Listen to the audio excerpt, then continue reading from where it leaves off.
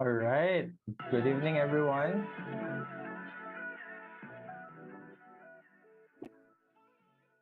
Hello, hello.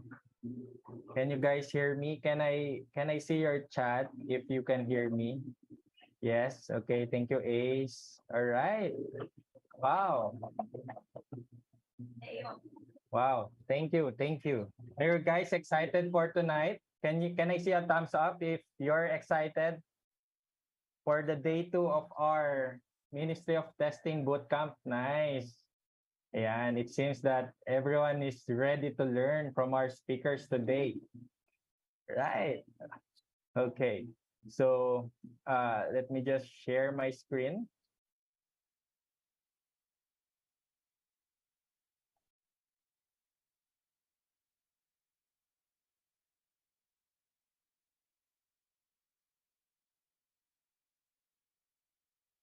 And all right.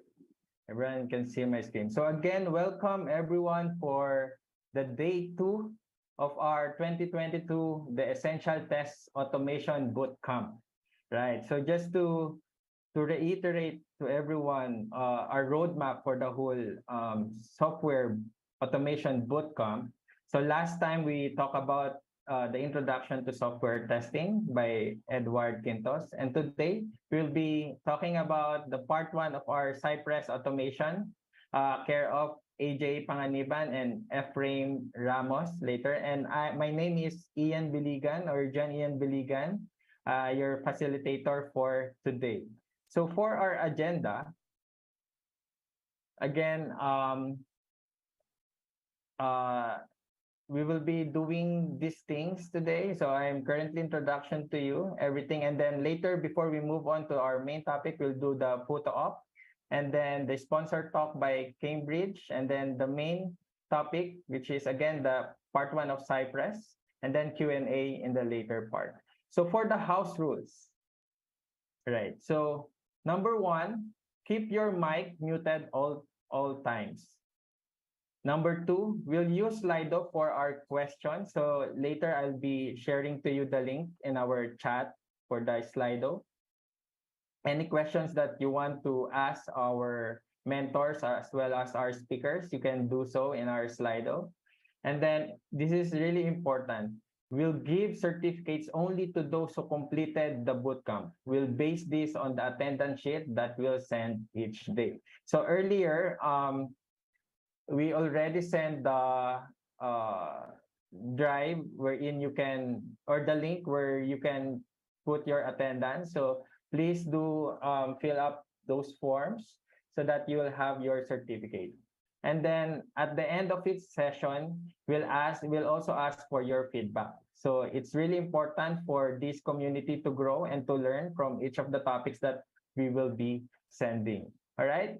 So again, please take note. Any questions will be sent using the Slido, and please do sign up for your attendance. That's a certificate for the whole bootcamp.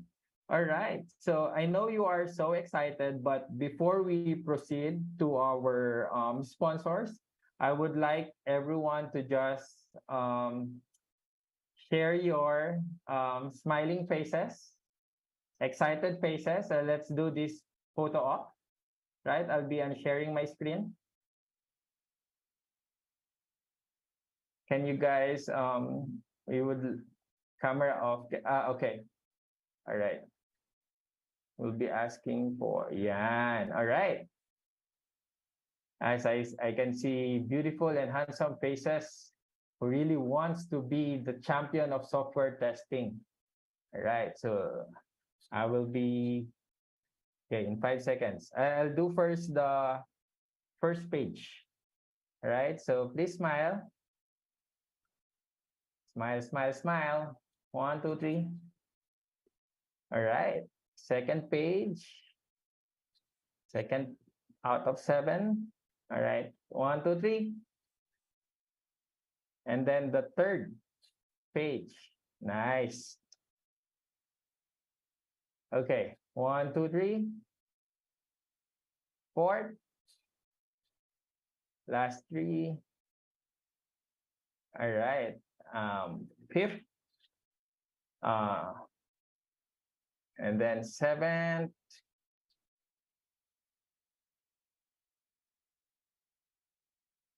all right. Okay, I love the energy of Richmond. Can you all chat test automation bootcamp in our chat section if you're really excited for today's yan, test yan, talagang magigil matuto. Nice. So happy that everyone is really participating. Nice. I know that you will learn a lot from our speakers and our mentors for today. All right, thank you so much.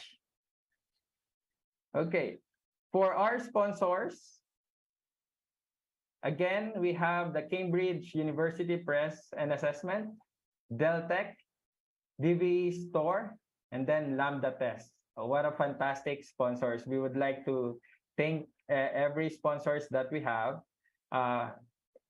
especially our sponsor for today. So for our sponsor for today, we have the Cambridge University Press and Assessment.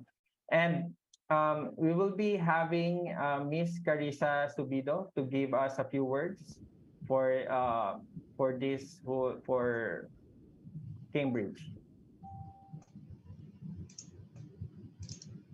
Hello, everyone. Good evening. Can you all hear me? Yes, yes. Thank We can you hear for you easy. confirming. Okay. Very exciting event today. Test automation.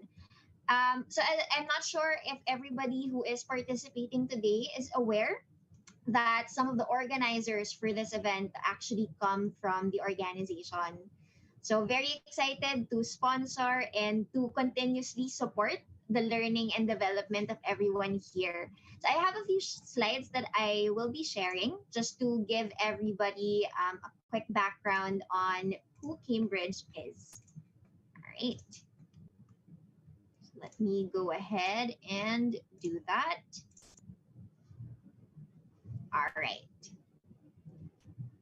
Okay. So I'm sure the primary question that's at the top of everybody's minds this evening is who exactly is Cambridge University Press and Assessment? Now, as you might be able to see from the slide in front of you, fancy castle. Cambridge University Press and Assessment is directly linked to Cambridge University in the UK. So the organization is the publishing and assessment arm of Cambridge University, which means that the people who are part of the organization here in Manila are directly responsible for providing support and assistance to millions of learners across the globe. So we are a global brand and we have been around for a very long time. As you can see, we've been around since 1534. So hundreds of years. And our headquarters is based in the United Kingdom. And overall, the University Press and Assessment has been functional for almost 500 years. We have 50 offices globally, and we established ours here in the Philippines in 2003. So we've been here for 19 years. We're turning 20 next year. And so far, we have been able to grow to over 800 employees. So marami tayong vacancies within the organization. We're also the second largest branch of the organization globally. And our culture is one that fosters equality, diversity, inclusion, and belonging. So that last square in the corner, you'll see the slide called Pursuing Potential. So that's really the message of the entire organization. If you become part of Cambridge, you'll be able to continuously grow and develop because we believe that potential is infinite and it's also part of the human condition.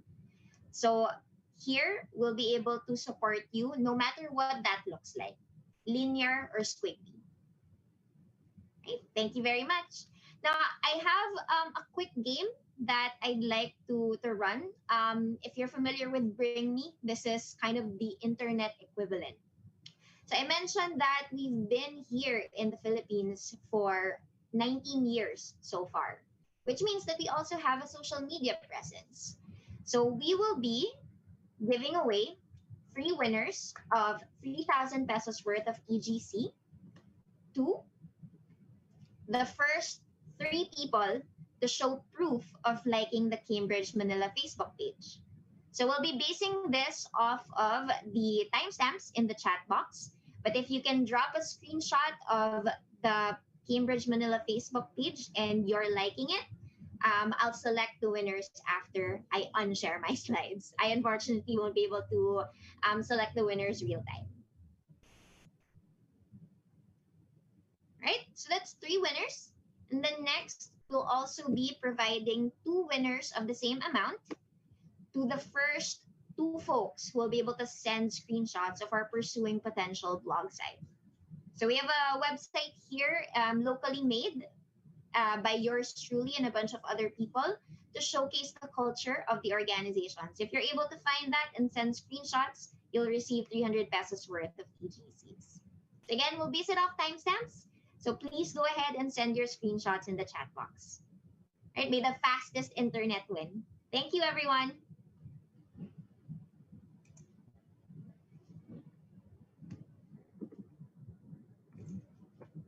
All right. Thank you so much, Miss Carissa Subido. Thank you, Cambridge, for sponsoring this event. It's really a great help for the industry, especially in the Philippines. So thank you, and thank you. So, all right. So, are you all excited again for the day 2 of our the Essential Test Automation Bootcamp? Can you say I'm excited in the chat? I'm excited. Yan. And I can see a lot of names. Micah, Mark, Elizar, Priscilla, Chari, Wendy. Yan. You're excited. All right. So, okay. Um, to give us the main topic for today, we have our two speakers. Let me introduce the first. His name is Ephraim Ramos. ER has been in the software industry for over 10 years. Really good experience. With experience in SAP basis, manual and automation testing. He is currently a senior QA in Cambridge University Press and Assessment, focusing on Cypress automation. He believes that testers can code too. Ayan. And then our another speaker is John Amos Panganiban. AJ is an experienced QA with a demonstrated history of working in a consulting company and publishing industry. He's currently a senior QA in Cambridge University Press and Assessment doing hybrid testing for academic technology. Ayan. Ano kaya yung hybrid testing, no? So today we will really learn from these people. So hindi ko na patatagalin pa. I will call on the speakers to share their knowledge to us. Let's welcome them. Let's say welcome na lang sa chat as they proceed. So AJ and Ephraim. Hello, good evening. Can you guys hear me? Yep. I can hear you here. Yeah, okay. To get things started, I'll share my screen. Okay. And please drop a message in the chat if you can see it clearly.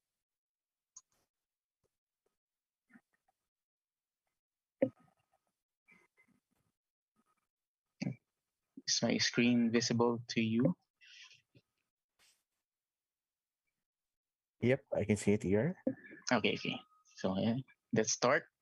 So first, I'd like to ask if there are foreigners in our session so that I will avoid to speak in Filipino. Okay.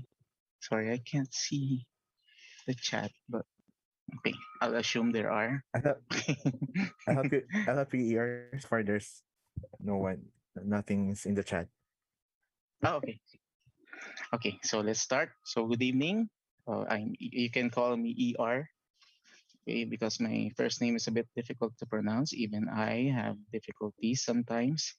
Okay, so we're here to discuss about Cypress. Okay, so for this session, this is just an overview of Cypress. So for the next two meetings, that's the hands-on part. So we will be seeing a lot of the application itself.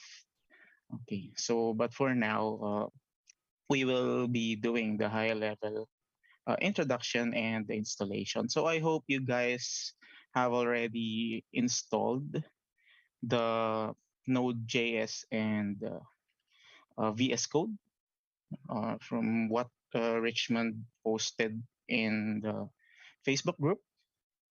Okay, because you'll be needing that later on. So okay, let's start. So Cypress, a guide for beginners. Okay, so what is Cypress? So Cypress is browser based. Okay, so browser based functional tests. So what differentiates Cypress from other free automation tools that are around in the market or commonly used here in our country? So because Cypress is browser based, meaning Cypress is fast when launching and also fast when executing tests. So unlike the others, for example, Selenium, which is a bit common here in our country. So Selenium has that it takes some time to build and then uh, takes some time also to launch its test runner. Okay, so in Cypress, there's not much waiting time. Okay, so Cypress can do end-to-end testing. Okay, so it's an Electron app runner and a browser plugin.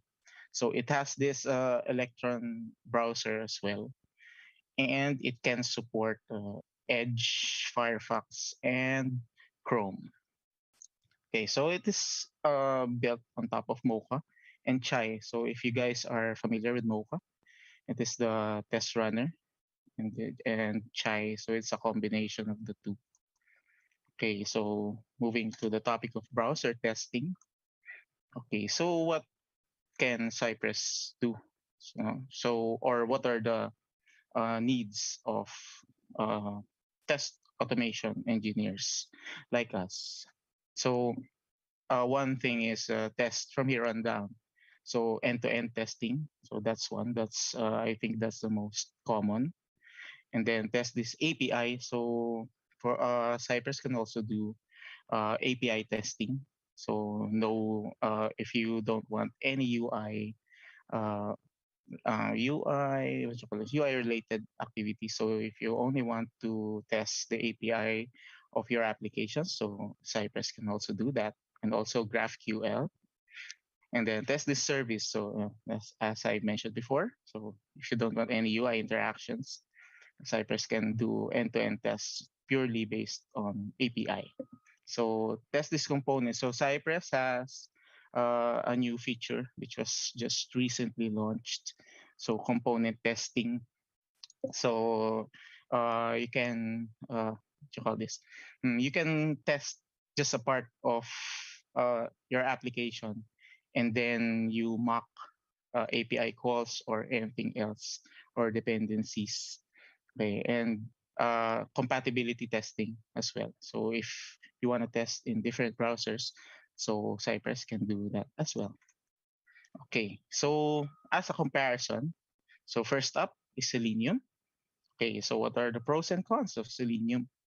Okay, so for the pros, so write tests in many language and GUI recorders available. So for the GUI recorders, I believe these are like the record and playback. Okay, so it's like you start the recording and then you do the steps in the browser and it catches every step and every data you input, and then you can play it back later. Okay, and I believe that Selenium uses Java. Okay, mainly Java. So cons, so slow, brittle tests, and lots of waits, as I mentioned before. So there's a wait for the build from the IDE, and then there's uh, waiting for the launcher, and then waiting for the execution.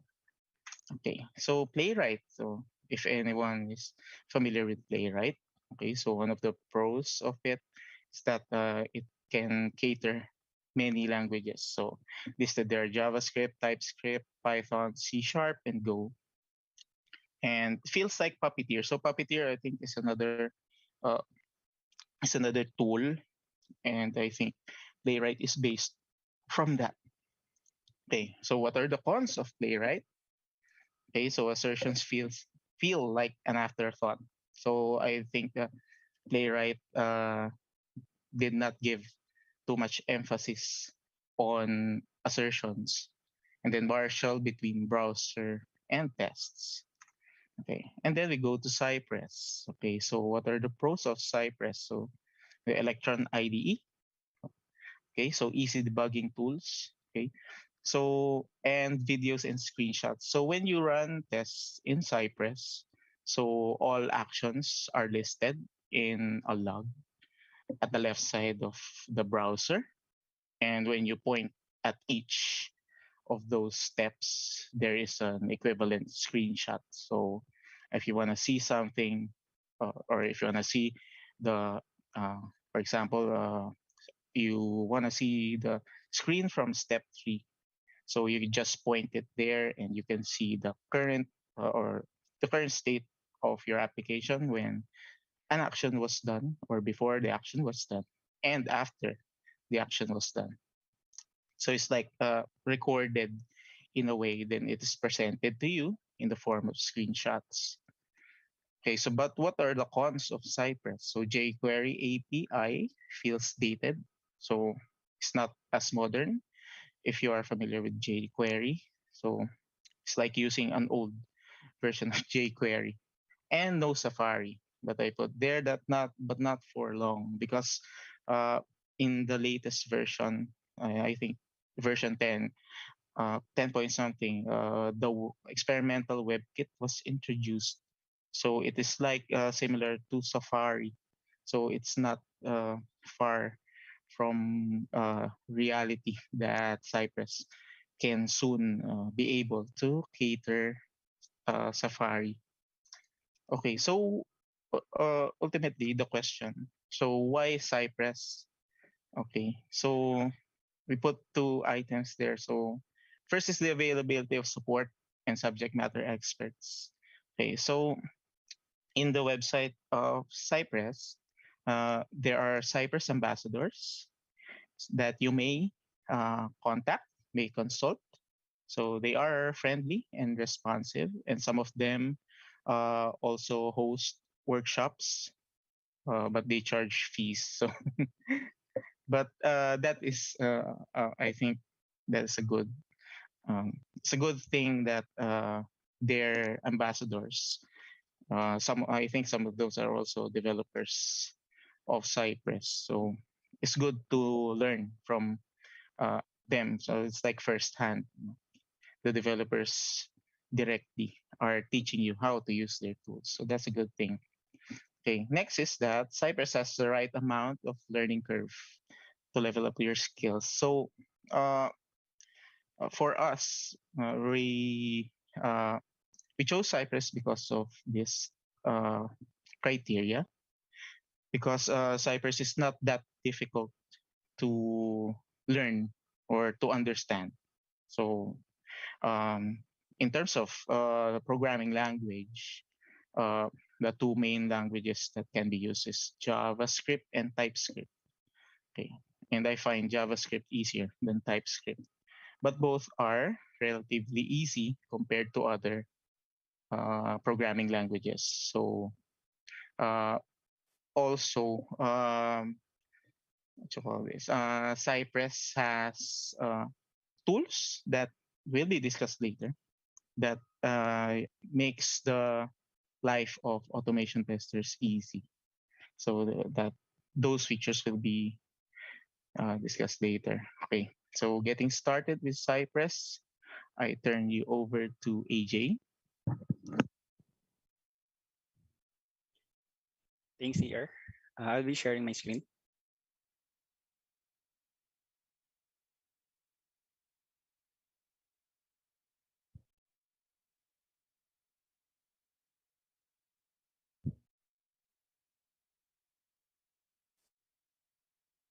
Can you see my screen now? Yes, yes.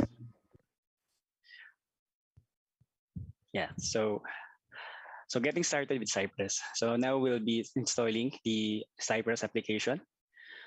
So for installation, if you guys can open your Visual Code,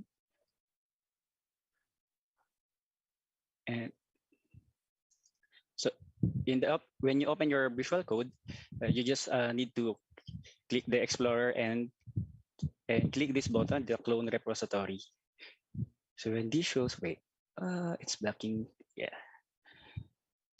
I believe it's already provided the link for the repository, but I will also maybe someone from my team can post the link of the repo if you don't have the link. So when you have the link, and you just need to copy here, I paste here the link, then enter. Then you just need to create a folder where do you want to where do you want the repository be installed.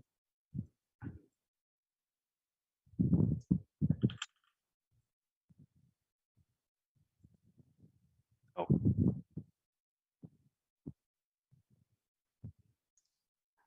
So right now it's currently cloning the repository. So once the cloning is done, I believe you don't need to have a GitHub account if you don't have for you to be able to clone this one.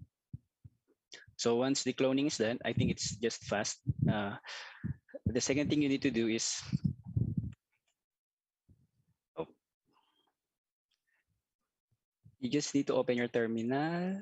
AJ, Yeah. excuse me. Sorry, Yeah. sorry. I think the participants are uh, looking for the repository link. I pasted it in the chat. Okay, so please copy it. Thank you, ER. Okay, yes. So once the cloning is done, you just need to npm install so that the node will just install the dependencies that needed. And I think this will take some time. So that's it. That's what we need to do for us to install or set up the Cypress in our local.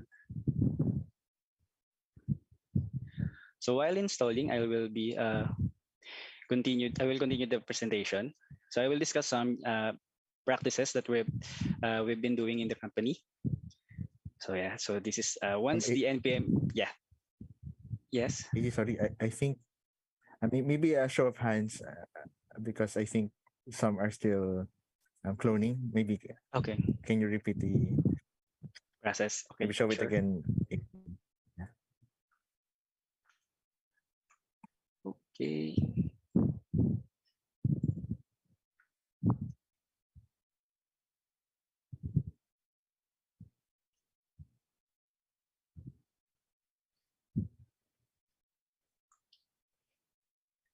So when you open your Visual Code, um, in the get started, you have already an option to clone the get repository. So you can click here, or you can open the Explorer and click the the clone repository button. So once you click here, there will the model for the URL will be displayed, and in here you will paste the link or the URL. So you just need to enter and then select folder where do you want the repository to be downloaded. AJ, I think at this point, most of our participants have the clone repository disabled. Oh,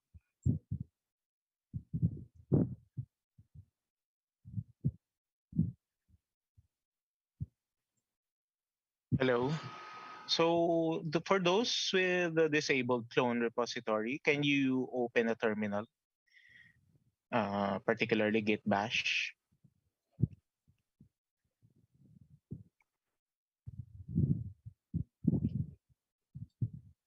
And AJ also, I'm not sure if you've installed some Git extensions. I'm not sure. I'm just thinking if there are extensions related to Git that enables it. yeah. Maybe you Wait. can check your VS Code extensions. I'll open another window. Yep. So you can also download the folder, put it anywhere in your drive, and choose the open folder option. Okay, so for those who opened the terminal, okay, you can paste this command. Okay, put it in the chat box.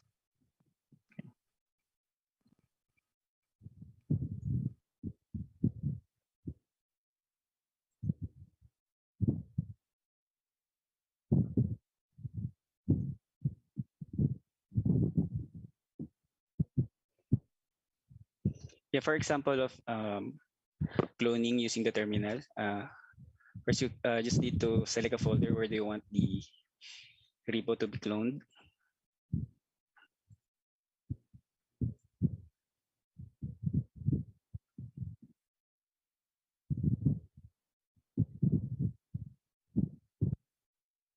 Oh yeah, just I already cloned it here.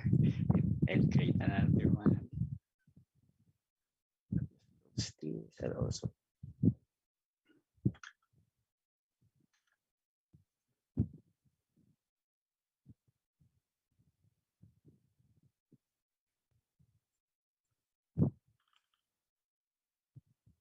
Oh,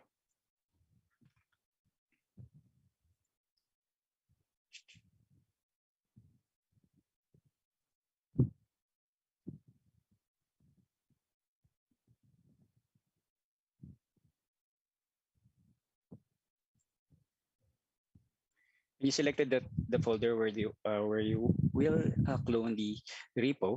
So you just need to open your terminal, and if you have git bash in your VS Code, so in here you can select um, which terminal you'll be using. So I'll be using git bash. I believe you can also use this using command prompt if I'm not mistaken. So later I will try. Just type git clone and paste the URL and enter.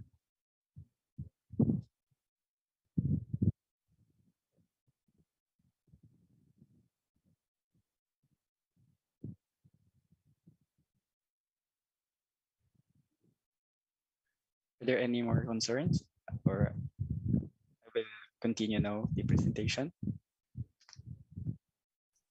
I think it's some are still trying to download Git. Okay.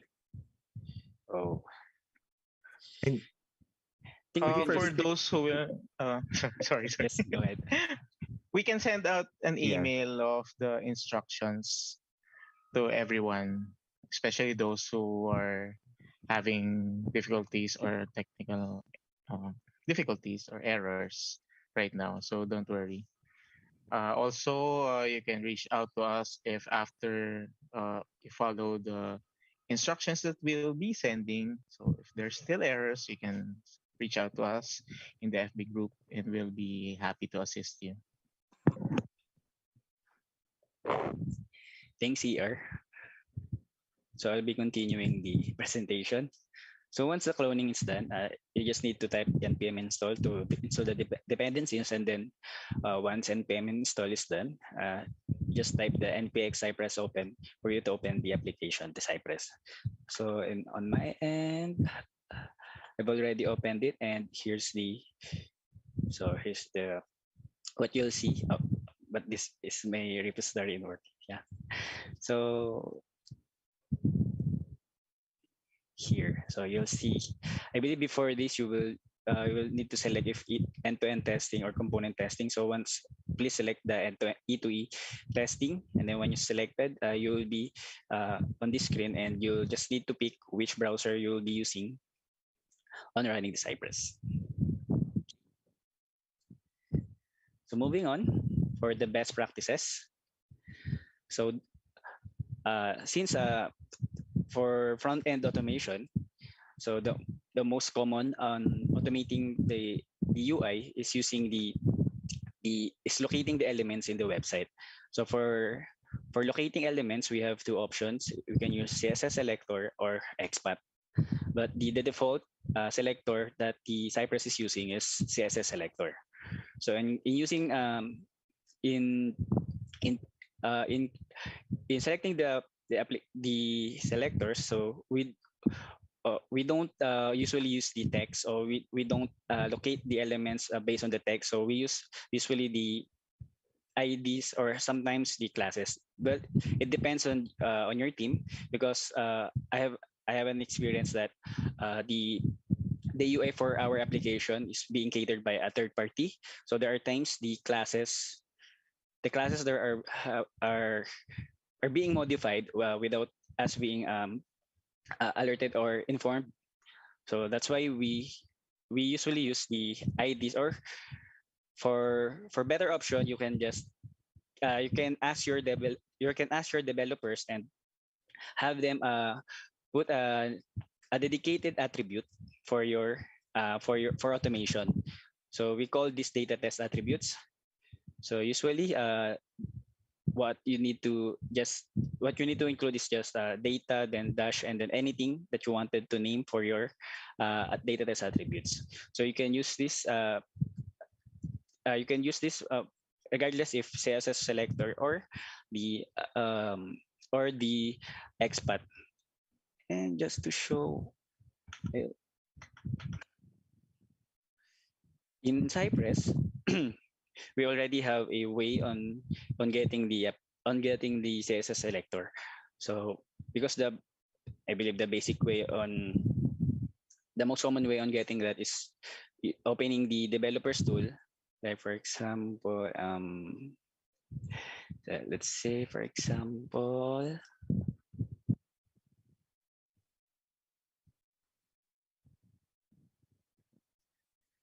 so here, just for example, there you go. So this is the developers tool, and on locating the elements, you can have your own extensions. So I'm using TruePath or Selector Sub. So by here we can select any, and you can select or locate any elements in the page. So that's on how we usually do it. But using Cypress, Cypress has its own way of locating the elements. So you just need to, there you go. You just need to, yeah, I will finish this one.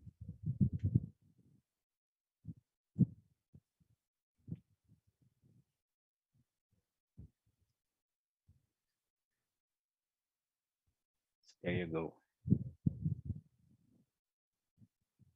So on locating the elements using Cypress, you just need to click this one and just select anything in the website, and then you can see the CSS selector has already been selected. Then you just need to you just have to click this capital keyboard so that you can put this in your application. So once you copied it, when you pasted it in your code, so it already has the syntax for the Cypress get. Okay, so moving on. So create functions for frequent tasks. So if you have an experience on using UI-based automation, so one of the downsides of using a UI-based automation is that you will be having difficulties on, or you kind of limited on being flexible on how you want to automate, and on how you want to automate. So for example, so since we're using JavaScript, so we are not limited to what is provided by the Cypress. We can use the basic JavaScript on creating functions. So like for example uh, we have a dedicated folder for all the functions that we have, and the naming convention that we have, or the files that we created here, are based on the components that we are using in the application. So you can see here, I created just one class for the component, and so in here the elements in here I put were all the elements that can be found in the order summary component. And I also created an object of functions where the in here we put all the most common scenarios that are repetitive in our application. So that we don't have to create them, uh, you know, to limit the redundancy of the scenarios that you are creating. So once we've done creating the functions, we are just calling them in our script. So this is the sample automation script for Cypress. So in here you can see it's just a short script, but it is doing a lot because it is just referencing or just calling all the functions that we have already created. Yeah. So for the next, so don't log in with the UI at the beginning of each test, or because it is slow. Instead, create one UI login for test. Actually, for this one, in automating in front-end automation, there are times that one of the common scenarios that, or one of the common challenges is the runtime for the automation. So on us, to limit or to lessen the runtime, so we are just automating the UI we are just automating the UI of what we wanted to test. So let's say, for example, if I will run this script, I will not I will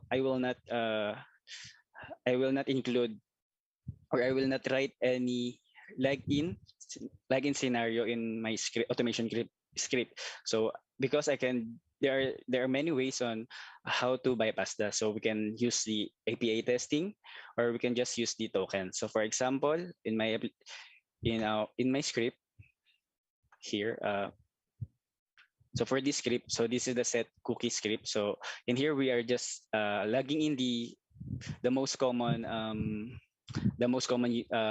test accounts that we're using in the application, so that when we run the sanity, so our sanity scripts are not traversing to the logging in. So if you can see here, when I click the sanity for this one, so I don't have any login scenario here because I'm just using the token that I have been fetched from the set cookie script that I had. So by that, I've already lessened the runtime on just logging in. Especially for our case, we have in our login, it is a third party. We are not the one who's handling our login for this application, and there are times that it is down or we are encountering some timeouts. So for us to lessen that, so we just use the tokens that we get from the that we can get in the cookies or cache for the accounts that we are using. Yeah. So there are many ways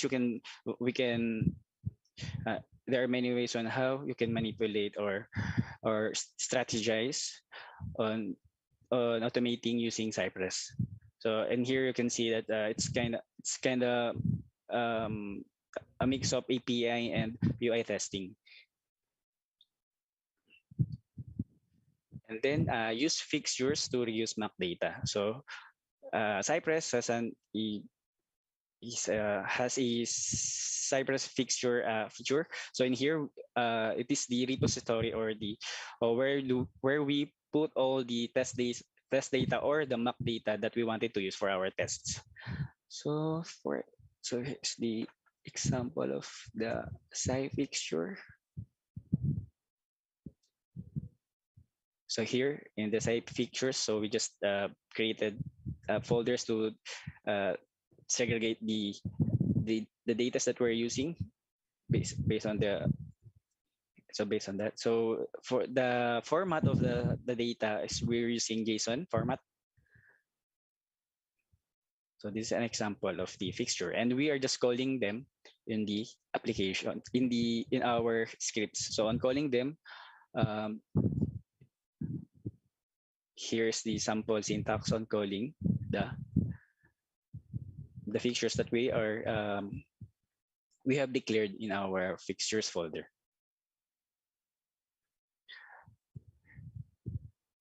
Okay, and then next, so mock APIs to unit test UI. So as I said before, in Cypress we can do API and maybe not a hardcore API, maybe a simple API test and combination with a UI test. So for example, say intercept, for example, we wanted when you click a button, it will trigger an API. Instead of waiting for the API to respond, you can intercept that and have the Cypress to call for the API for that. Or let's say, for example, if you wanted to test a, let's say, online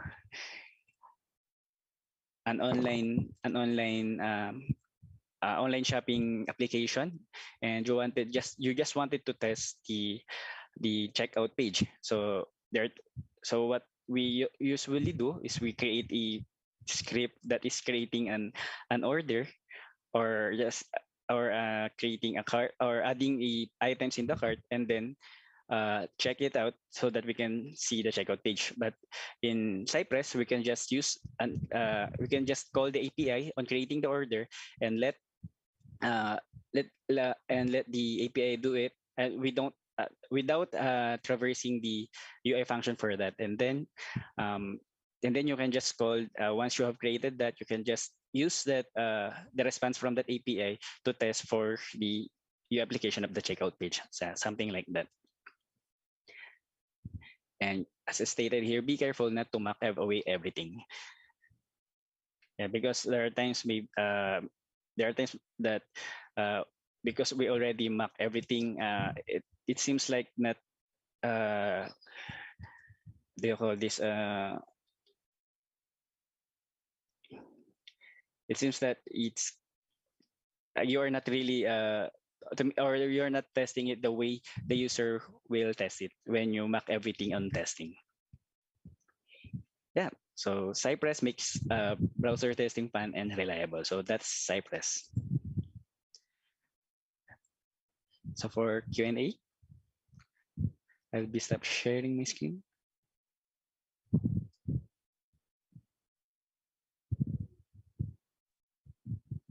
Right. Thank you, AJ, for the presentation. So now we have a lot of questions actually from our bootcampers. So, all right, let me just open the Slido. So again, if you have questions, you can use Slido. I'll be reposting the question link here in the chat.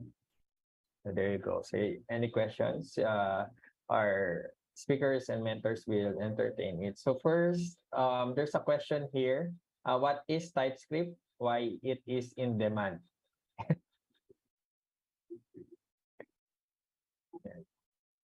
Anyone answer?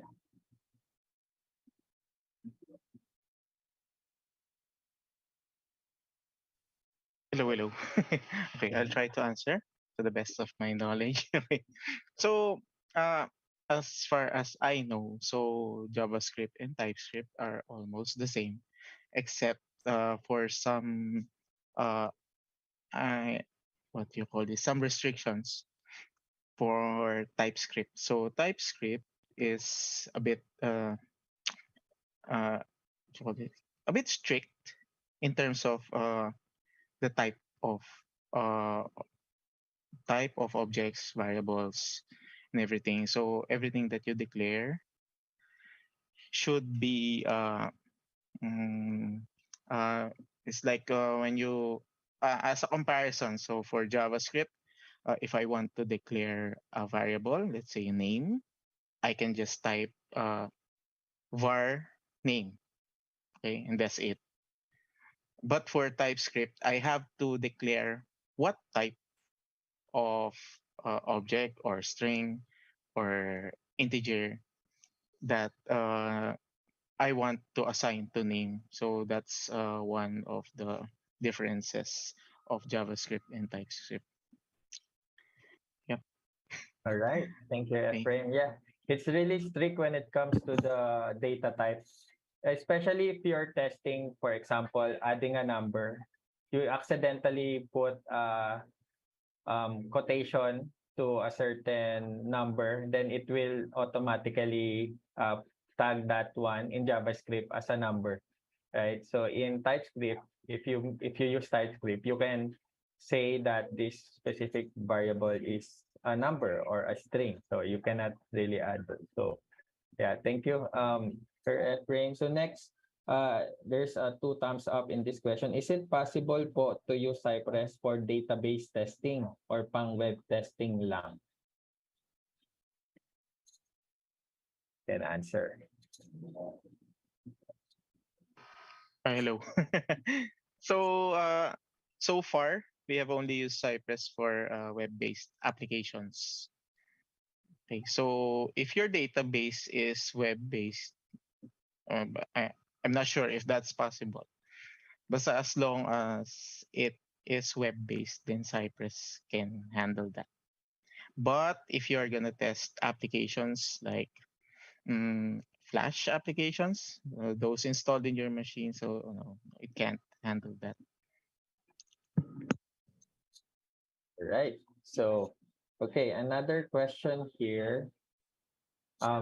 Is Cypress beginner friendly? I do not have the gift of coding, unfortunately. Do I need to have good coding skills to learn Cypress? Nako, kaya tayo nandito. So maybe Sir Sir AJ Panganiban can answer it. Yep, actually, sa team, marami din sa amin na parang intimidated once makita nila coding, parang makikita nila magko-code na parang ano na sila, discouraged na sila to explore yung Cypress. But maybe at first, nandun talaga yung learning curve. Pero once you get the hang of it, I think mas madali mo siya mag-grasp as long as you have the basic knowledge on programming skills. All right. Actually, there's a lot of websites where they teach automation or programming, especially for JavaScript. This is in line also with the question earlier. I saw it. And is it true that Cypress only supports JavaScript language? Yes po, di ba? So JavaScript lang yung makapag-support. Kahit mag-install ka ng Python, tapos ito na yung run, hindi siya mag-run. So it's purely for JavaScript lang. So yeah. So I can see then dito sa chat, no, there's a lot of error that you have encountered. So let's thank Sir AJ and Ephraim because they will be providing a step-by-step for all the inquiries and questions, especially for installation. So, especially sa Git, we know that a lot of you nahirapan din sa installation. Whether it's Mac, you will provide po ba whether it's Mac or Windows? Tama po ba? Actually, it's the same Yeah. for both. Yeah, so for those who are encountering issues with the that error, Git is not recognized. So you can try to download it, the repository, you can download it. And then once you're done with the download, you can open it with the option of open folder from VS Code and then choose the parent folder of the repository. Yeah. So if you don't want to install Git, you can do that. But I recommend that everyone who hasn't installed Git or haven't installed Git in their machine, so I recommend that you do. So for us to avoid this error in the future, because on the next session, once we start doing Cypress stuff, baka lumabas kasi ulit yung error na yan. So, ayan lang po. Thank you, Sir Ephraim. Yeah, yung mga naka-experience ng not recognized, it means lang po talaga na whether it's npm is not recognized or other CLI commands, hindi po siya successfully na-install. So, ayun, yung iba kailangan sa root mag-install eh. So, depends dun sa setup ng laptop. Pero ayan, dahil tutulungan tayo ni Sir Ephraim tsaka ni Sir AJ. So, don't worry, they got your back. Di ba? So, Ayan. So tingin pa tayo sa ibang questions here. Can I see lang, no, bago ko basahin yung ibang questions. Yung meron ba dito natuto? Thumbs up nga ulit. Gusto ko lang makita. Natuto for today's session. Ayan. Yan, dami. May pumalakpak, may nagpuso pa. Ayan. So, send na lang nila Sir AJ and Ephraim yung ano nila, address para sa Grab. Joke. Joke lang. So, ayan. So, thank you so much. So, again, kung nahirapan, it's okay. It's part of the process. So, tutulungan naman kayo. That's why we have this bootcamp. Sige, basa pa tayo ng mga questions. Ito maganda kasi marami siguro sa interview questions nito nag-ask or what. Does Cypress have certification? Ayan. There are courses in Test Automation University that you can visit. So there are two actually that are Cypress related. So I think that's the one for beginner and one for advanced. Okay, so doon meron pong certification. Once you correctly answer the questions following the tutorials there. Ayan po. And then merong yung nabanggit ko kanina, yung mga Cypress ambassadors, meron silang host na by the way, yung sa TAU, Test Automation University is free. Okay, so you can visit that site and take the certification anytime. Okay, pero yung sa Cypress ambassadors kasi may fee sila na sinisingil. So workshop din yun, and then nag-i-issue din sila ng certifications or certificates. Ay, sagutin ko lang yung sorry, may nabasa kasi ako na yung kanina what to do after ma-open yung Cypress. So you'll be able to see the spec files. You can play with it. So kung gusto niyo na mag-run, you can. Pero I suggest na just leave it there muna. And then merong isa na nagtanong na what if yun sa local host. So if you open that link, yung local host 3000, you will see a Trello board. But that is actually a local Trello board. Okay, so you can explore because we will be using that application sa workshop natin for the next 2 sessions. Okay, so you can check the properties, you can check the API calls. Ayun. Okay, pero dun sa mga yan di pa successful or di pa okay yung installation na yan, we'll be sending out the step-by-step instructions para maayos na siya. Hopefully lahat maayos na yung installation before yung next session natin para lahat tayo makapag hands-on. Right. Thank you, Sir Ephraim. Ito, maganda na namang tanong. Ay, Sorry, Ian. go. Just to add to the question, because the question was, does it have certification? So to clarify, so far, I think we do not know yet of any like certification like Cypress certified compared with ISTQB or AWS. Parang currently, there's no certification to that level.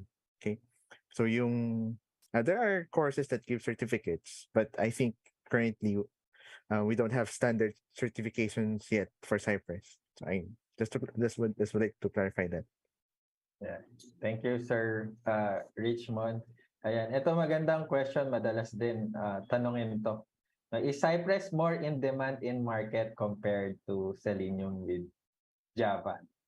So, I'll give my answer. Maybe yung ibang mentors and speakers have that. Pero sa akin, it's not being more in demand. I think it's easier kasi when you, as mentioned kanina, pag nag-install ka ng Selenium, parang isa-isa, na parang binubuo mo yung buong robot, parang ganun. Pero kay Cypress, ito lang install mo, tatakbo na siya. So, ayan. So, it's not being more in demand, pero it's easier talaga. Yun talaga yung nakikita ko. Yung caveat lang is of course pang web lang siya. So, yun yung So, yeah, maybe yung iba, mga mentors will have or speakers will have answer.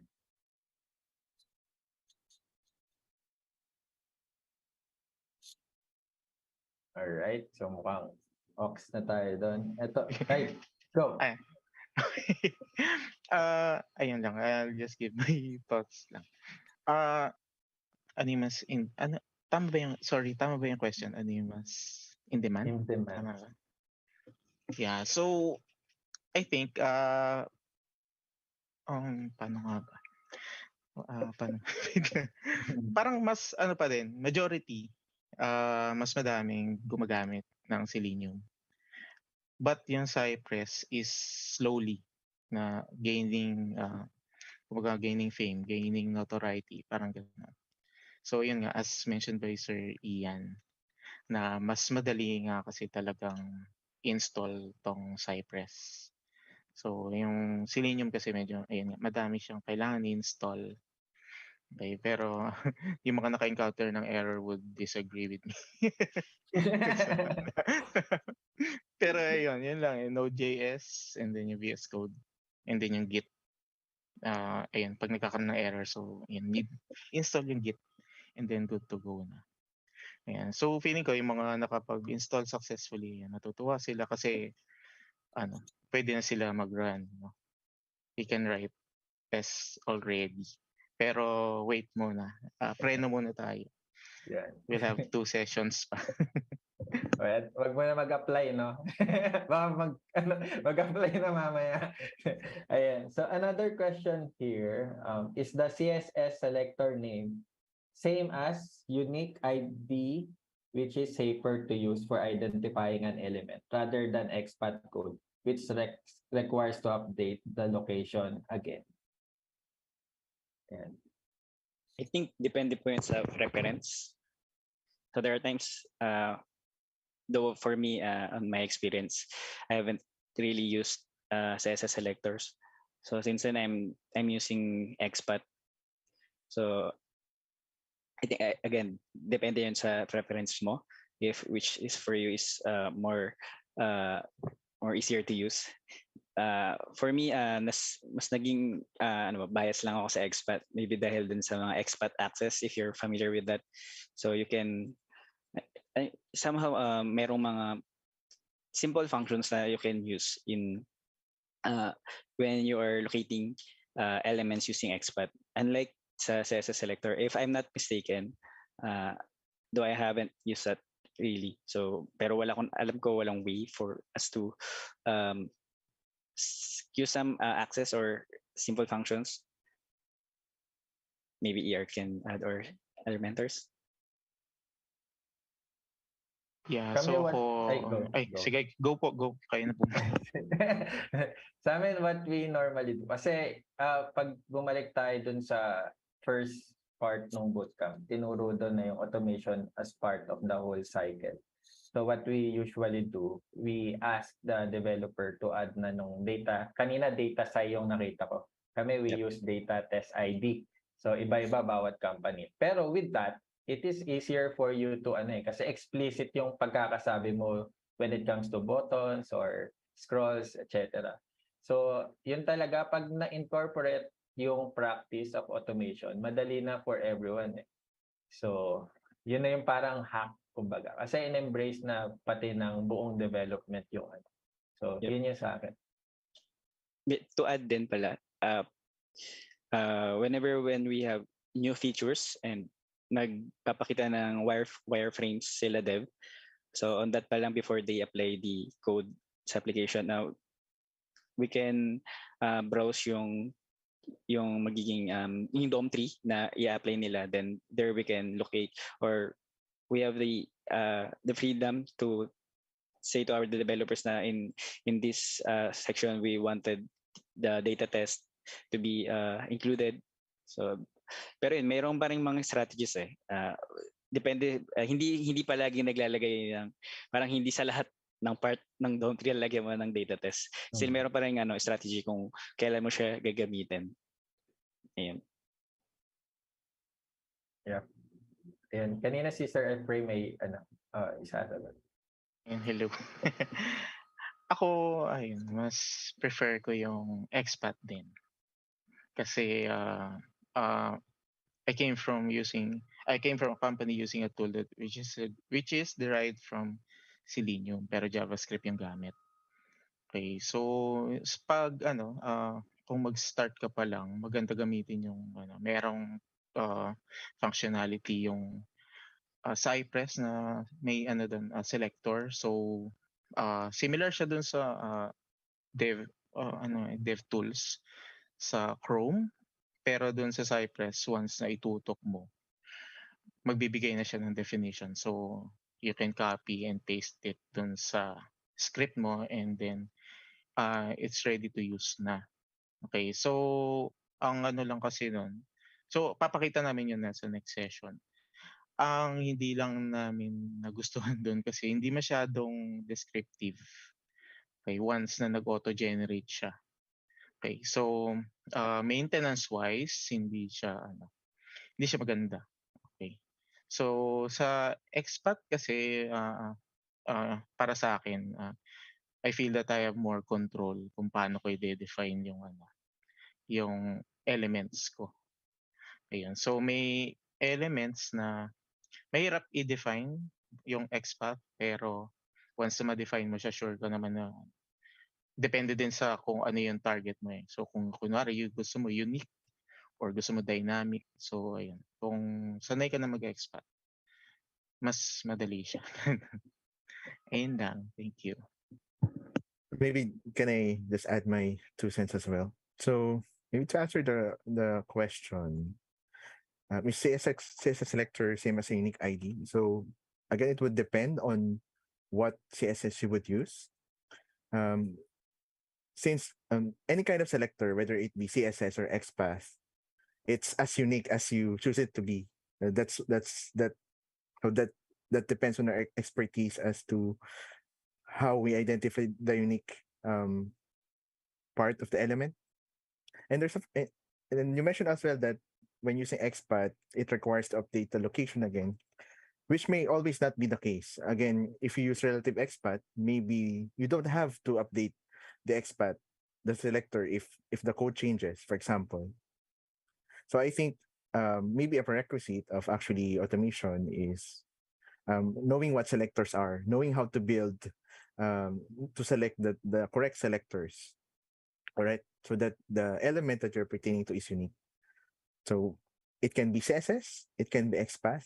For sure, those that with IDs, those are very helpful for us automation testers, because we don't have to decide which element, which object, as long as you have that ID. In most cases, that's the most unique part of that element. But if not, we turn to different techniques on how to make those elements more unique, rather than actually following the full length of the DOM tree. Right. Thank you, Sir Richmond. So, okay, another question here. Is it possible to test an API for a mobile application in Cypress?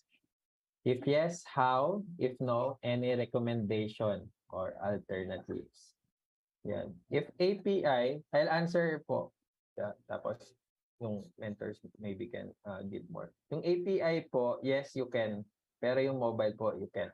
So, ayan. So, kasi support niya yung API testing. Kanina may nakita akong API from Sir AJ. So, I think next session, i-discuss further no, yung API testing as well as. So, talagang install na natin lahat ng kailangang install. Tapos, next session will be really hands-on. So, ayan. What else do we have here? Ayan. So, ito po ginawa natin kanina. What programming language used on Cypress and what IDE that... Sorry, Ian. Go. Can I just add to the API question? Mm-hmm. So, maybe just to give another answer. So, as mentioned, Cypress has both front-end and API capabilities. So when do we actually use the API side of that? Ideally, we can use the Cypress from end-to-end testing. So what does that mean? For example, you're selecting, you want to test something from the front end. So you're interacting with the visual side of things. So that's the front end. Then maybe after that, after doing some actions, you want to check if it reflects in the back end side of things. So maybe you're calling some API endpoint to identify if, for example, we saved the correct information details, right? So you tested something from the front end, ensuring that it was safe. Then using the Cypress API, maybe you'll check if it's actually safe in the back end.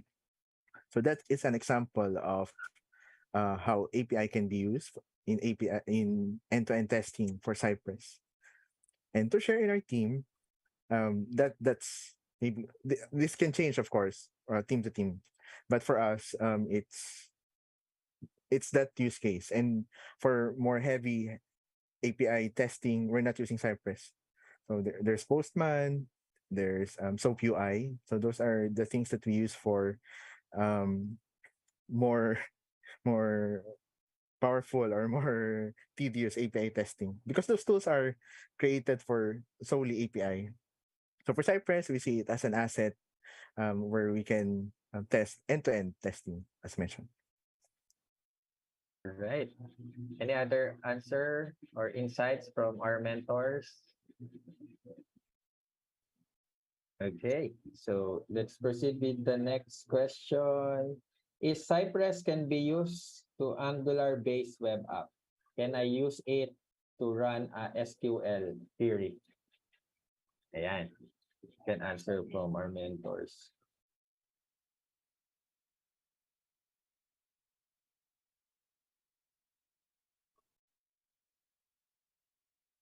I think the first one I can answer. So yes. So regardless of what the web app is created from, Angular, Vue, React, as long as it is a web-based application. So Cypress does not discriminate.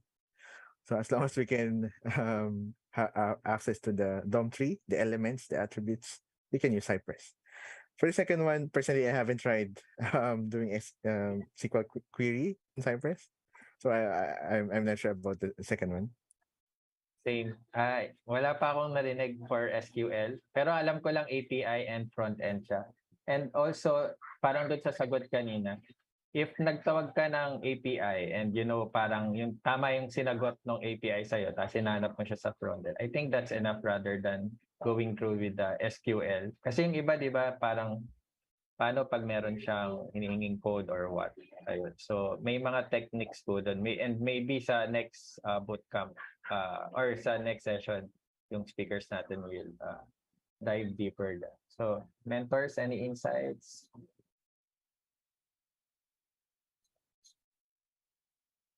Okay, so good na rin yata. Okay, so sige. So marami kayong tanong dito, ubusin natin to ubusin lang natin. So can we control the command bar of the SharePoint using Cypress? Ayan. Web app. Wait, nawala. Sorry. Can we...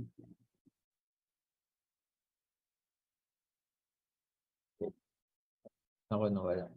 Okay, pwede raw ba? Share. Ayun eh. Can we control the command bar of the SharePoint using Cypress? Ayun. So next session, I think this will be answered, no? Kasi SharePoint is web-based eh. Pero the answer is yes.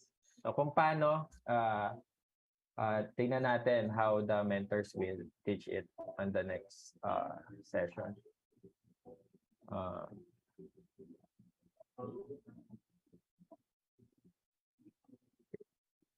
Ito medyo sa iba nalilito, especially for beginners. What programming language use on Cypress? So kanina nasagot, it's JavaScript. You can also use TypeScript. Pero what IDE that need to install? Ayan. Speaking of IDE.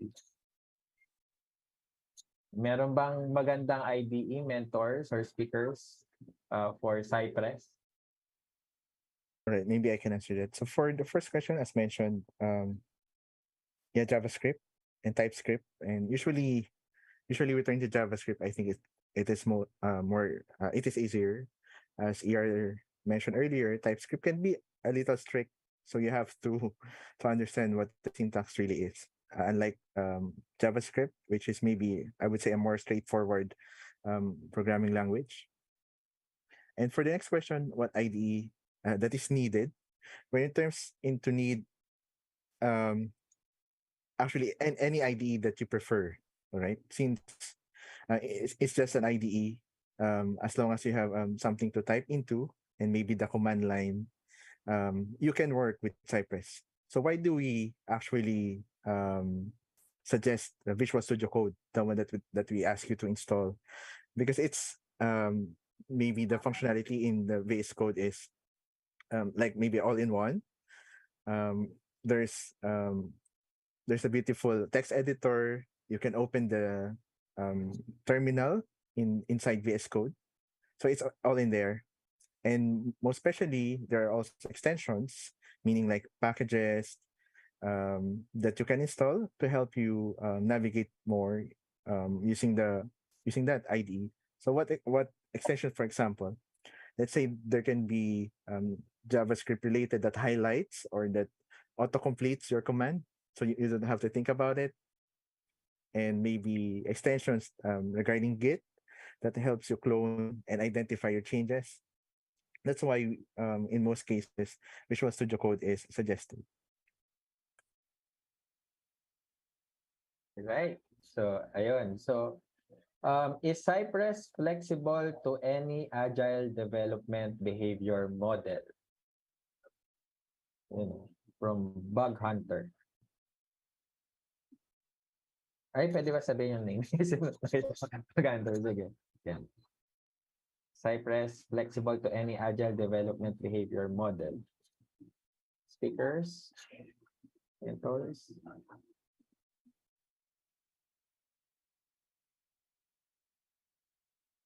It's difficult to answer because it's kind of broad, and I'm not sure if my answer is a non-answer, but I would say um, since Cypress is a tool, so it does not actually it is applicable to any type of agile model that you use, whether it be Scrum or XP or Kanban.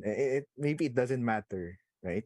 Since it's not actually um, what do you call it, standardized. So it depends on what your project needs are, right? So because in my experience, we're using Scrum, we're using Kanban. I think um, we're doing it's useful, and maybe from the agile side, from let's say Scrum side or Kanban side, they do not say what tool you need to actually use. So from agile point of view, it doesn't matter too. So I would say it would depend on the needs of your project, and hmm, maybe I would say this for Cypress.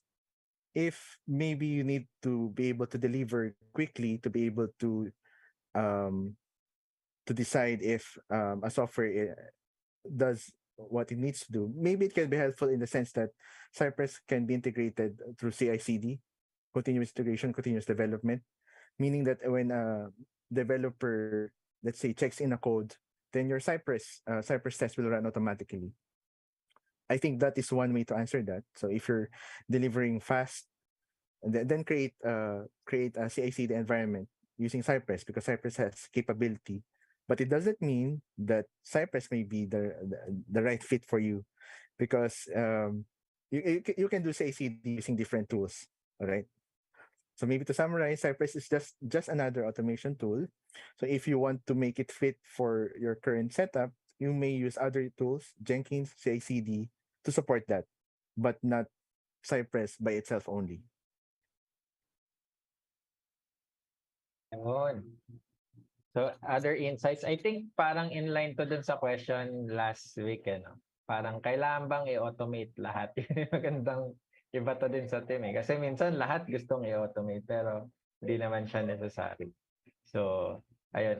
Mentors or any other answer, insights that we can give?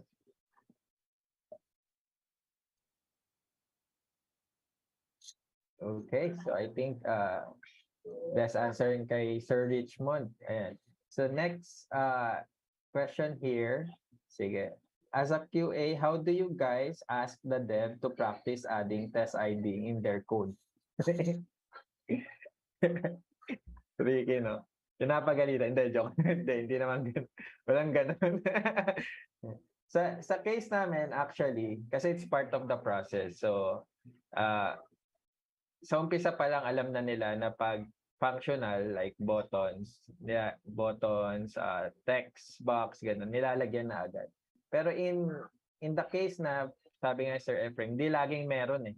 So if habang tuto ka ng automation, maki-curious ka, paano nga ba nilalagay ito? Kasi pag inas ko pa yung dev, minsan naabot ng 2 sprints, di ba? Maglalagay lang ng ano. So, minsan, ikaw na maglalagay dahil marunong ka na. So, ayun. So, maybe the mentors and speaker can have other answers.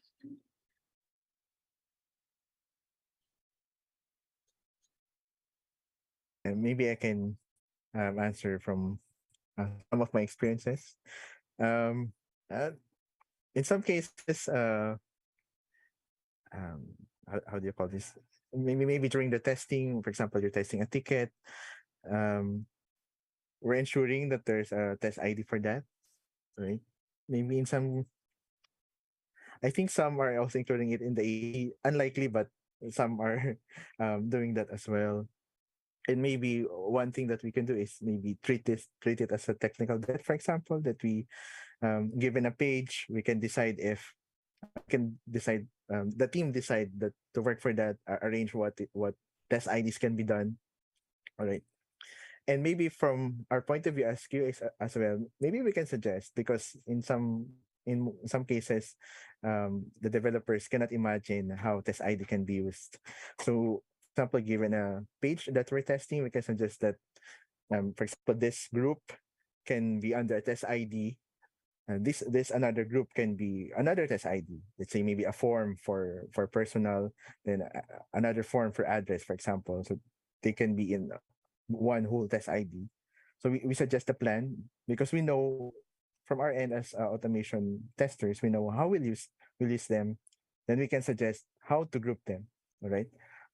In automation, we don't actually need for every element to have your own test ID, right? We just have maybe some grouping, for example, that we can select like a parent test ID. So in that case, regardless if we use CSS selectors or XPath, we can refine our objects based on those groups.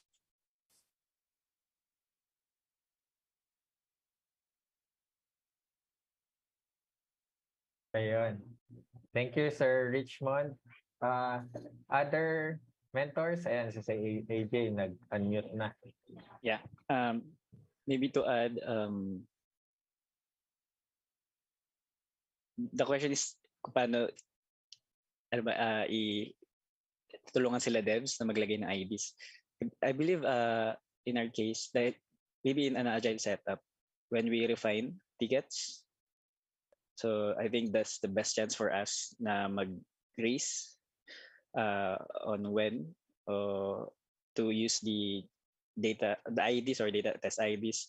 For example, in our case, our Scrum Master proposed na whenever we refine tickets, we have a prepared checklist where we counter check if we already discussed everything that we wanted whenever we refine tickets. So let's say, for example, after we refine tickets, have we already discussed about accessibility testing?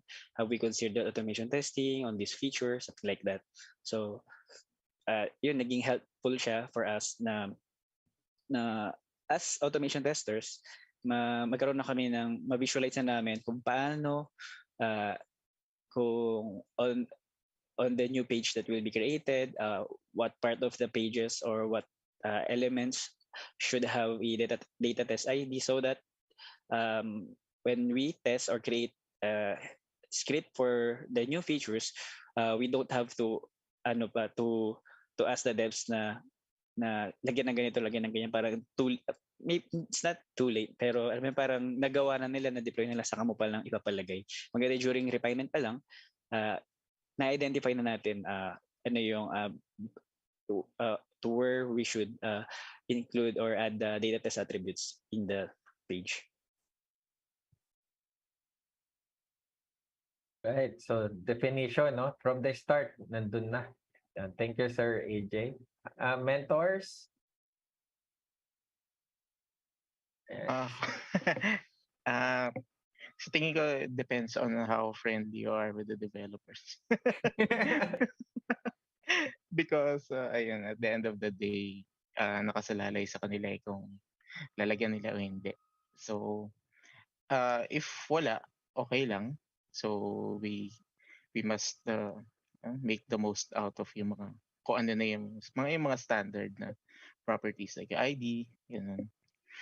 Pero malaking tulong kasi pag nalagyan siya ng dedicated for automation. Kasi one, hindi nila ano yan, parang every time na magkakaroon ng changes, hindi na nila gagalawin yun kasi ano, parang understood na that is for automation. So pag hindi nila ginalaw, good news para sa atin kasi hindi natin kailangan maggumawa or hindi natin kailangan mag-change ng mga properties ng mga elements natin. Ayun. So malaking tulong siya kung meron. Ayun. Right. So thank you, mentors. Sige, mag-move muna tayo kasi kanina, web and API. No? Ito, any automation tool that you can suggest for mobile automation? Appium, yun lang naisip ko. Appium. So baka sila Sir AJ merong iba. Or Sir Efraim, or si Gab, baka Richmond. For me, to be honest, I don't have any first-hand experience on mobile automation, so it's usually web-based for us. Right. Thank you, Sir Richmond. Ayan. Pero maganda, isa-isa muna. Web muna, no? Pinakamadali. Kasi yung mobile, mahirap. Mas tricky. So, set up pa lang niya medyo complex. So, ayun. So, you can search dun sa kanina may nag-send. So, someone sent the link, yung Test Automation University. They have a lot of courses that will teach you how to automate every system that you have. So, just browse that. For sure, matututo din kayo doon. Ayan. So, I saw in the code we use some side.weight. Is it advisable to use hard weight?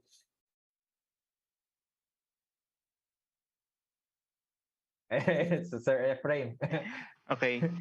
So, ayan. So, for those who are not familiar with the weights, so meron two types, explicit and implicit. So, I believe yung hard weight or hard pause is explicit. So, ang sasuggest namin dyan is gamitin yung implicit. Why? Because, for example, gumamit ka ng explicit weight. So hard weight, for example, you put 5 seconds there. Okay, so whatever happens, pagdating doon sa step na yun, i-consume yun nung tool. So kahit anong tool yan, i-consume niya yan in 5 seconds before it proceeds to the next line. Ngayon, kung implicit yung gagamitin mo, so usually connected siya doon sa object on the next step. Okay, so pag doon ka naglagay ng implicit weight, and you put, for example, 5 seconds again. So once na makita nung tool mo yung object doon sa next step na yon, it won't wait for the whole 5 seconds. So for example, nakita niya na within or within less than a second, so it will proceed. Okay. So sa isa-isang test script, so 5 seconds is a small thing, pero pag nasa hundreds ka na, so, for example, yan, 5 seconds sa isang step pa lang yun. What if madami ka nilagay sa isang script and then multiply it by 100? Malaking time na yun. So, mababawasan yung, kumbaga, what you call this, efficiency ng iyong automation kasi merong unnecessary waits or pauses. So, ayun. So, we recommend na you use implicit. Pero meron kasing cases na hindi talaga maiiwasan. No? So for some reason na hindi kayang ma-handle ng tool mo na without using the hard pause, then you may do so. Pero as much as possible, please avoid it. Ayun lang. Nadagdag Ayun. ko lang din doon, no? Tungkol doon sa implicit and explicit. So, ang isang scenario na binigay ni ER is tama. Okay? So, yung another side of it is what if hindi pa tapos gawin nung code mo, yung dapat nang gawin within the specific number of seconds. Tutuloy pa rin siya. And that will return an error na agad. Okay? So, yun yung isa pang reason. So, kaya dapat implicit yung gagamitin talaga ang automation. Okay? Yun lang. Ayun. Thank you, Sir Ephraim and Sir Gab. And tsaka si Cypress, as you go along, meron siyang default command timeout tsaka page timeout. So, useful siya. So, at least di ka na maglalagay ng maraming wait. Talagang yun talaga yung way para doon, di ba?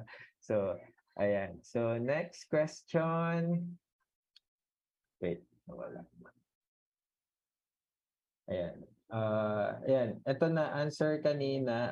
Reiterate ko lang yung sagot. Is Cypress support back-end testing?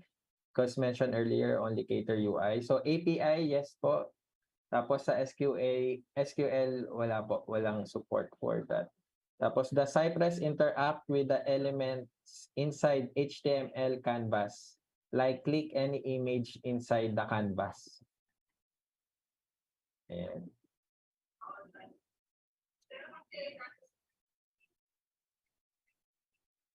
Kanina may related question din sa iframe. Thus, eto, siguro isang sagutan na lang din to. The Cypress supports canvas iframe since naka-hide yung elements kapag web ay naka-canvas. If no, what automation tool you can recommend?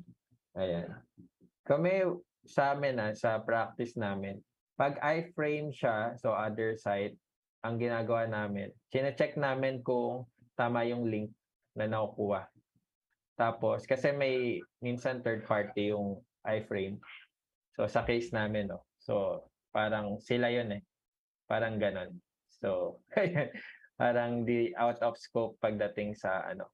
So, ayun. Siguro sila, Sir Ephraim, may sagot with that.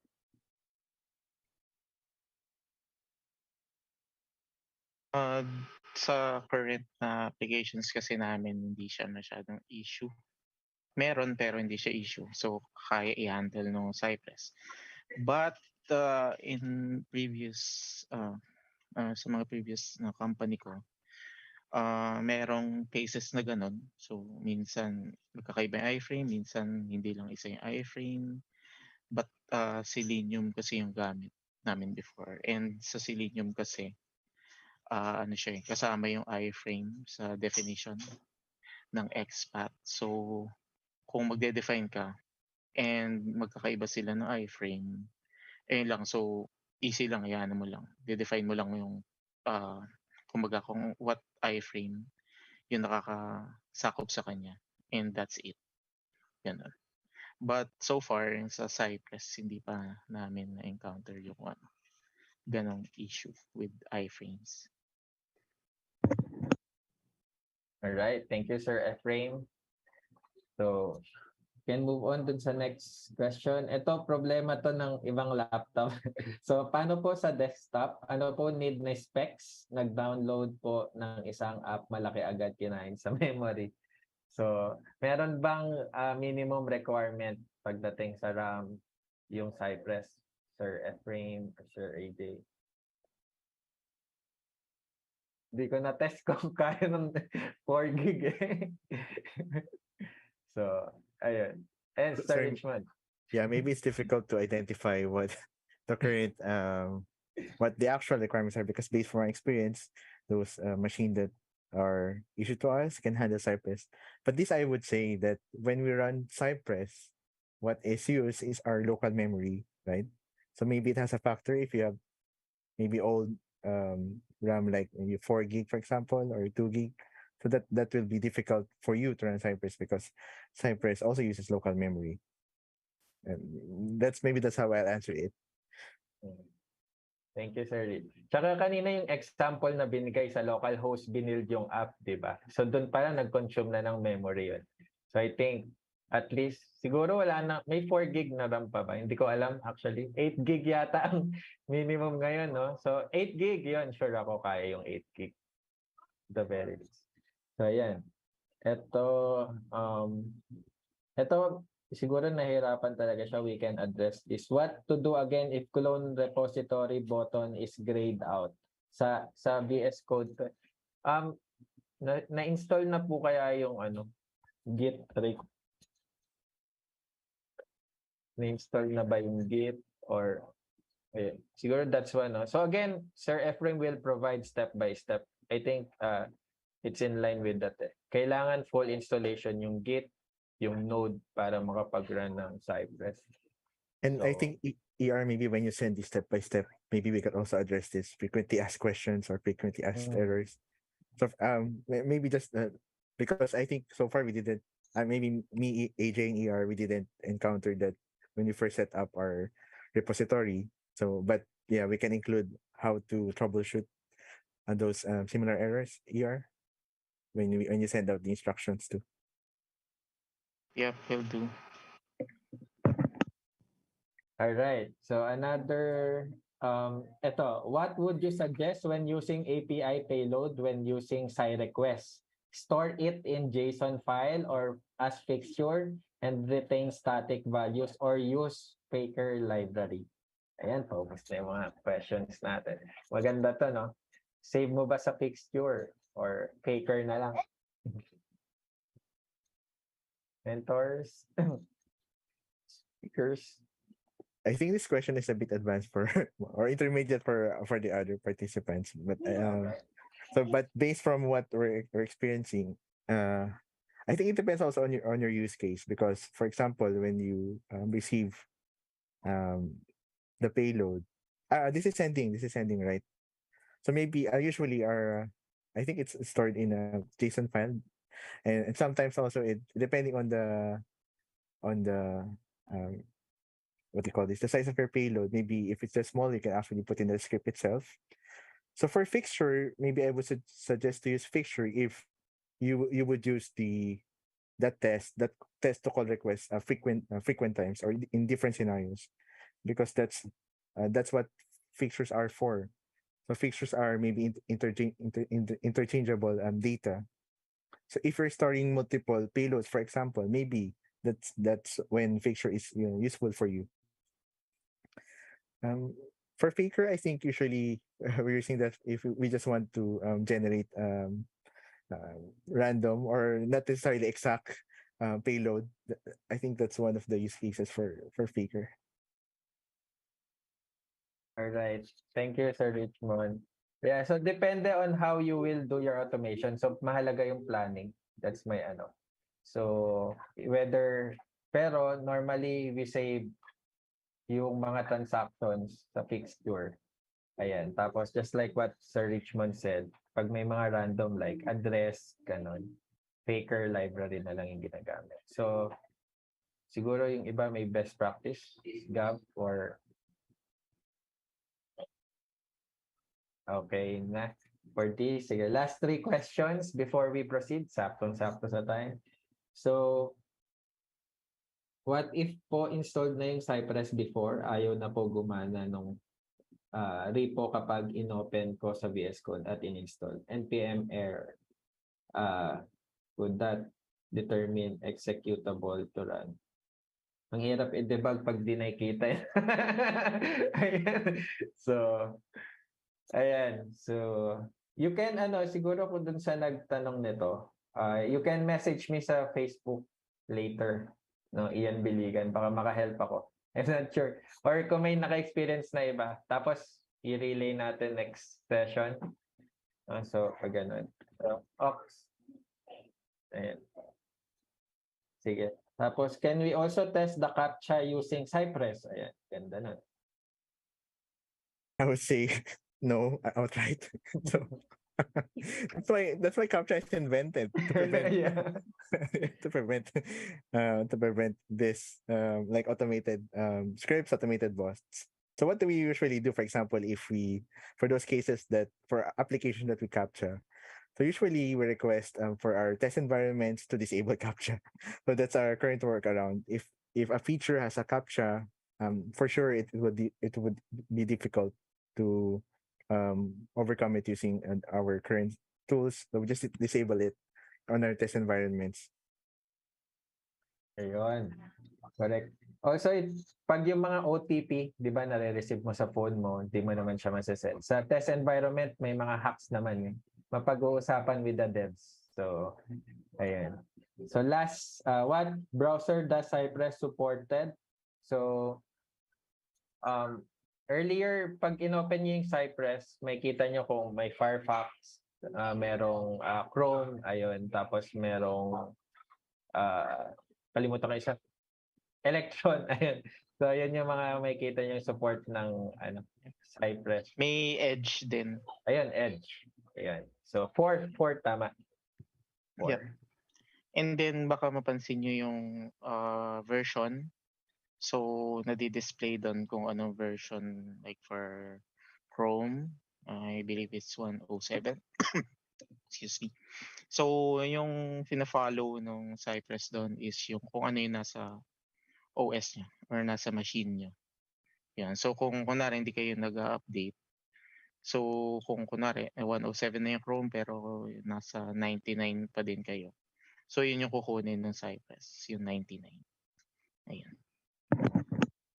Ayun. Thank you, Sir Efrain. So, that's it. That's all the questions that we have. So, can we give a hand dun sa ating speakers and mentors? Pwede ko makita yung clap hand nyo dyan. Kung gising pa kayo, ayan, gising pa talaga sila. So, 11, 18, ayan. Dapat 100 yung gising pa. So, right. So, thank you so much and thank you for participating. Again, they will provide, our speakers will provide yung step-by-step on how to deal with the problems that you have. But before we end this whole session, we will be asking for feedback sa inyo for this second session. So, with that, we have a link, no, Sir Richmond, for the feedback. So, we will post it here in the chat na lang. So, ayun. So, we really need yung feedback for us to improve and to see how we can help you guys, serve you guys better for this bootcamp. Ayan. So, sinend na ni Sir Richmond. So, ayan. And then, yeah, maybe we'll give you a minute or two, yung mga hindi pa nakabigay ng feedback, to put feedback since we're gonna use that for a raffle. yun. May raffle tayo. So, yung raffle natin, may mananalo ng kotse ba to, sir? Some e-voucher from E-voucher. Ministry of Testing. We're still figuring out how to give, but yeah, we're taking notes. All right, sige. So, please do put your feedback dun sa link na naibigay kanina. So, i-share ko lang sa ating Ayan. So, gagamitin natin yan for our raffle. Maybe while people are answering, ER, maybe can you just share or talk about like a preview of what's to come on the second session of Cypress? Okay, so in our next session, we will be doing the basic Cypress scripting and basic Cypress functionalities. Okay, so and on the next session, I believe that's yung next session Saturday, right? Yes. Then the one that follows will be more centered on the API. Yeah. Ayun. So, talagang exciting yung ating next session. So, at mag-ready kayo. So, baka ito na ang chance nyo rin, no, na makuha sa mga ina-applyan nyo, di ba? Baka Monday, meron kayong interview, Cypress pa lang itatanong. So, talagang mag-ready. Kung hindi man Cypress, kahit sa Git, yun na yung doon na pumasa, no? So, ayan. So, Sir Richmond, are we all ready for the raffle? Excited na ako dito yeah. eh. I'll just Okay. input the updated names so that no one will miss. Ayan. Give me a minute. Sige po. All right. Any last siguro last few words then as Sir Richmond is preparing from our speakers. So kanina sinabi nung anong kailangan paghandaan mentally. Physically dapat matulog. Matulog na maaga. Ayan. Sorry, ay nampas ako nung So nakikita niyo yung commercial natin, di ba? Yung anak ko naglalaro ng Tangled. Ayan, ito na pala. Pinakamahalagang part, Wheel of Names. All right, our best friend with of names. Say your prayers and wishes. I'm clicking spin.